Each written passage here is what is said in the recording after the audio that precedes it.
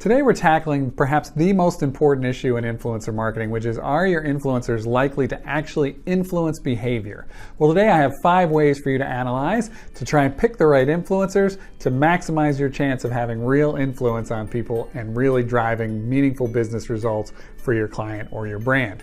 The first of those 5 is what we call saturation rate. I've written a whole nother article on this on Forbes that you can check out, but saturation rate is what's the percentage of content that is sponsored versus unsponsored. If you see more than 50% of content being sponsored, that's a red flag. You should watch out for that.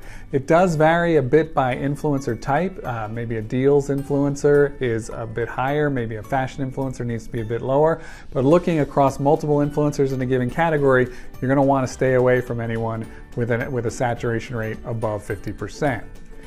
Number 2 is, what is their approach to sponsored content? You're going to need to take a look at the content they've done before for brands, hashtag ad, hashtag sponsored, and see, does it feel natural? Does it feel like the content they would have produced anyway? That's the perfect content that fits them so naturally that it feels like they would have produced it anyway.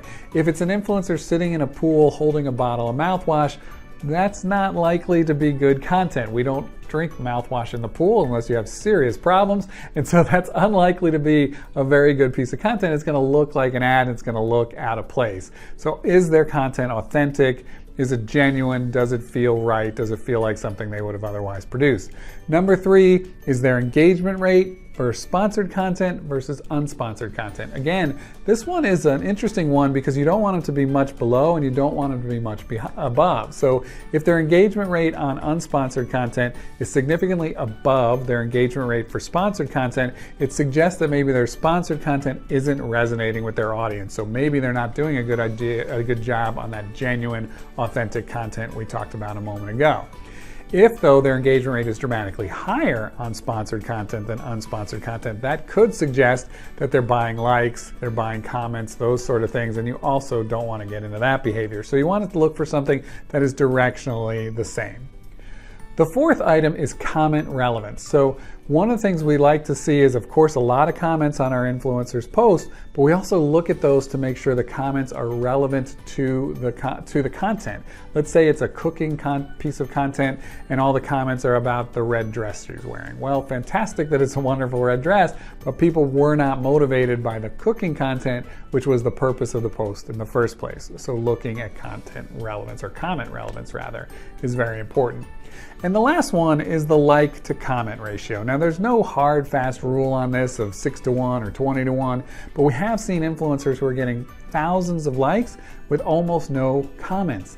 That suggests they're not inspiring anyone. That suggests they're not influencing anyone. They're just getting, double taps with the thumbs. They're not really changing behavior. So look for a meaningful number of comments relative to the likes that an influencer is getting.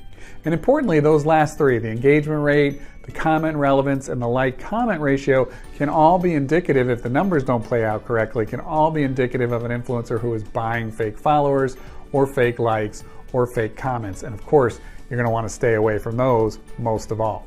So if you follow those, you've got your best chance of your influencers being influential. It does take manual labor, but you are hanging the success of your entire campaign on picking the right influencers in the first place. So if you're not willing to put in the labor in this, what part of this product are you willing to put the labor into?